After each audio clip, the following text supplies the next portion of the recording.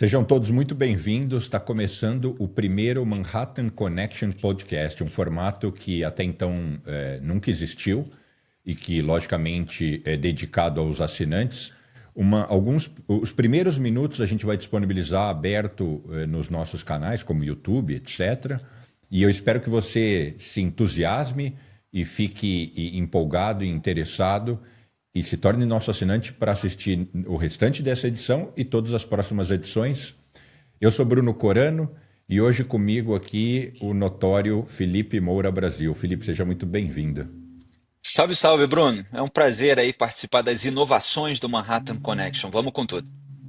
O Felipe, hoje estou eu e o Felipe. Talvez a semana que vem esteja o Felipe e o Caio. E, enfim, a gente vai fazer um rodízio aqui. Então é muito provável que semana que vem o Felipe esteja à frente aqui conduzindo. E o tema de hoje a gente vai falar de uma certa forma, única e exclusivamente sobre STF e o efeito nocivo que isso gera para a economia. Que de uma certa forma eu traduziria ali como corrupção, né? Mas eu não posso afirmar isso, senão acho que eu vou ser preso. Não sei, o Felipe é que sabe dizer melhor. É Felipe, melhor eu tomar quero. cuidado, né? É tudo supostamente, tudo Su- supostamente. supostamente, ouvi dizer. Felipe, minha primeira pergunta. O STF, na sua opinião, eu quero começar dizendo o seguinte: quando eu era pequeno, quando eu era bem jovem, eu lembro que o STF era uma referência de credibilidade, de balizador. Ele era de fato, ou aquilo lá era só uma imagem e ele já não era tudo aquilo? E o que aconteceu de lá para cá? Olha, sempre teve algum tipo de problema, obviamente, sempre houve voto, decisão, merecedores de crítica. Agora, esse rebaixamento moral, intelectual, de qualificação, inclusive, para que os seus integrantes ocupassem esses cargos, isso é mais recente, principalmente nesse grau, nesse nível. Vem aí das últimas décadas, a partir da década de 90, mas principalmente 2000, porque veio essa lavra aí a partir de Gilmar Mendes, que é alguém que tem uma sofisticação acadêmica, mas que já tinha uma série de problemas na sua atuação, que foram apontados até na época pelo Dalmo Dallari, né, que mesmo tendo associações com determinados grupos da esquerda, quando o PT polarizava com o PSDB, ele fez críticas num artigo de jornal sobre a atuação do Gilmar, uma atuação que já dava sinais ali de manobra, de autoritarismo, de compadrio, etc. Embora o Gilmar tivesse, vamos dizer, a qualificação acadêmica. No caso do Dias Toffoli, por exemplo, já não havia absolutamente nada em área alguma. Ele foi indicado em 2009 pelo Lula, pelo apadrinhamento do José Dirceu, foi alguém que cresceu na carreira como advogado do PT, ocupando cargos por indicação política, seja do Lula, seja do próprio José Dirceu, foi da Casa Civil do José Dirceu no governo Lula, e o escândalo do Mensalão estourou ali em 2005 com a entrevista do Roberto Jefferson, já estava ocorrendo o esquema antes, e o julgamento só foi acontecer em 2012, em razão dessa lentidão do Brasil, das investigações, dos processos no Poder Judiciário. Então, entre o estouro do escândalo e o julgamento, houve a indicação do Toffoli.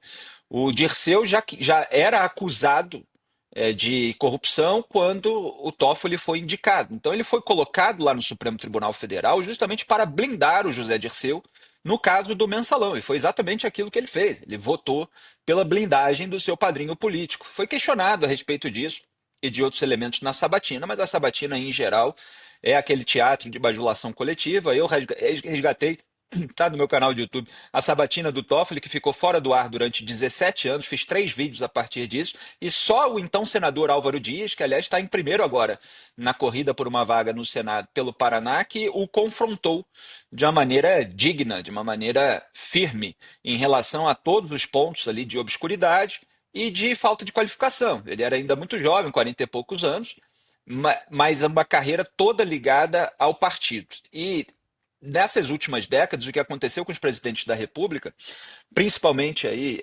Lula, Michel Temer, Jair Bolsonaro, é que eles indicaram para o STF pessoas dispostas a blindá-lo, a blindar os seus familiares, a blindar o seu grupo político. Então, esse é o critério número um. E aí você tem um rebaixamento imenso.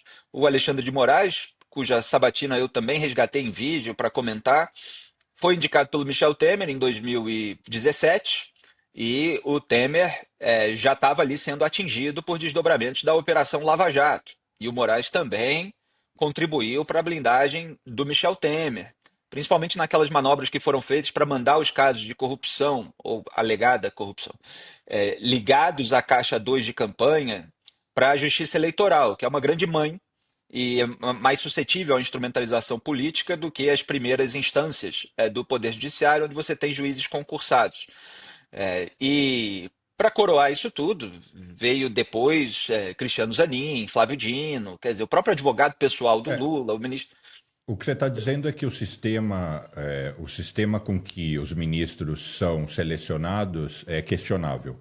Eu concordo, isso Totalmente. é um bom assunto para a gente explorar, mas o ponto é, a gente não via no final dos anos Sim, 90, mesmo no início dos anos 2000, a gente não via ministro em Portugal num evento, com essa exposição sim. pública, social e com essa autopromoção, né? Porque em algum grau, qual é a diferença de um empresário, um economista famoso, ou hoje certos ministros do Supremo? Eles têm uma atuação bem forte, né, social, né? O que antes eu imagino que as pessoas simplesmente diziam, não, obrigado, eu não vou, isso não combina, isso não pode, né? Pois É é, isso que eu quero dizer. Onde claro, claro. era sério? O STF era melhor e ele piorou? Não, exatamente, só estava fazendo um apanhado de como está agora para voltar a esse ponto, e eu tenho uma história simples, muito resumidamente vou contar aqui, que eu conversei outro dia, alguns meses atrás, com o filho de um ex-ministro do STF, já falecido, e falei a respeito de Dias Toffoli naquela ocasião, porque estava nesse caso do escândalo Master, etc. E ele comentou o seguinte: olha, a diferença, porque aí eu citei o pai dele, e a diferença da época do meu pai é que havia um espírito público, do homem público, um senso de dever que já não existe mais. Essas pessoas já não têm isso. Então havia ainda muito esse conceito, essa ética, essa preocupação de atender ao interesse público, do legado que se deixa quando se ocupa um cargo tão importante. Acho que gerações passadas ainda tinham isso no radar, por mais que você possa encontrar problemas aqui e ali. O que há no Brasil, que apontei inclusive na minha primeira participação no Manhattan Connection, é um rebaixamento ético muito grande, um rebaixamento moral, uma banalização dessas decisões, desses votos de conveniência.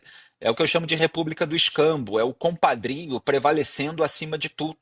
Já não existe mais esse norte de atender ao interesse público a despeito dos seus laços pessoais mais íntimos. Isso que já é falado desde Aristóteles, lá no ano 350 a.C. Mas se perdeu completamente essa noção. E o que aconteceu para chegar ao seu ponto dos eventos, com empresários, etc., foi que essa geração, que é a pior geração da história do STF, foi afrouxando normas, foi afrouxando regras para se permitir ficar muito próxima da elite econômica.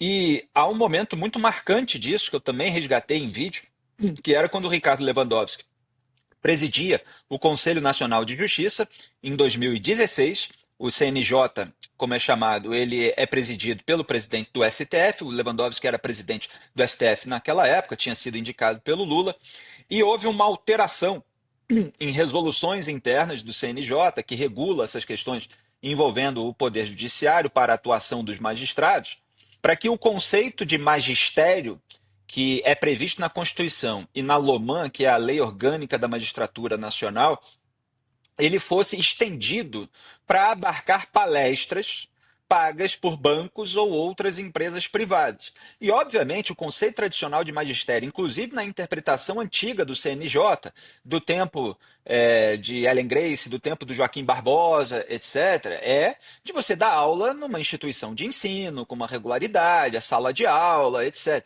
Mas eles estenderam esse conceito para abarcar palestra. E naquela sessão, o Lewandowski ainda pergunta se tiraram um elemento ali que cobrava do magistrado, e ele queria a retirada, que cobrava do magistrado a obrigatoriedade de revelar o cachê para a palestra.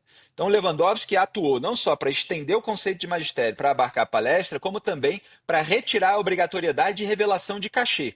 Com isso, obviamente, os magistrados buscam ganhar dinheiro.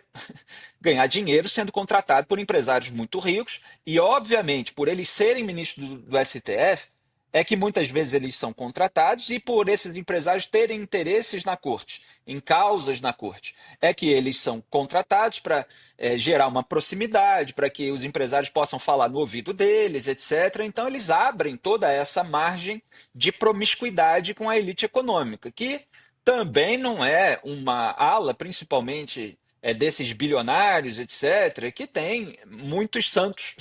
Então você tem ali uma ala podre da elite econômica, envolvida inclusive em escândalos históricos de corrupção, etc., que busca sempre proximidade com os integrantes das cortes superiores. E aí isso foi degradando. O que a gente vê no escândalo Master é tudo isso elevado à milésima potência. Essa promiscuidade de uma casta do Poder Judiciário que deveria ter autocontenção, deveria ter o ônus da função, não só o bônus. Quer dizer, você tem estabilidade, você fica lá por 30 anos se você é indicado aos 45, porque acaba só aos 75, quando o ministro é aposentado. Você tem um salário fixo, que é o teto do funcionalismo público, garantido por décadas. Você é convidado, você tem uma série de privilégios, etc. E eles não querem ter qualquer tipo de ônus, não querem nem prestar contas à sociedade, ainda querem ganhar com pagamento de cachê sigiloso. É óbvio que isso não tem como dar certo. Isso vai abrindo flanco para todos esses escambos. E é isso que a gente tem visto. E como você acha que deveria ser o processo de seleção dos ministros? A pergunta que eu acabei de fazer para o Felipe tem uma resposta que eu tenho certeza que você vai gostar de ouvir, mas ela e todo o resto que o Manhattan produz é exclusivamente dedicado aos assinantes. Por isso eu vou deixar aqui o link da nossa plataforma de assinatura, tanto na descrição desse vídeo como também fixado nos comentários. Obrigado pelo carinho, pela audiência e eu te espero dentro do Manhattan.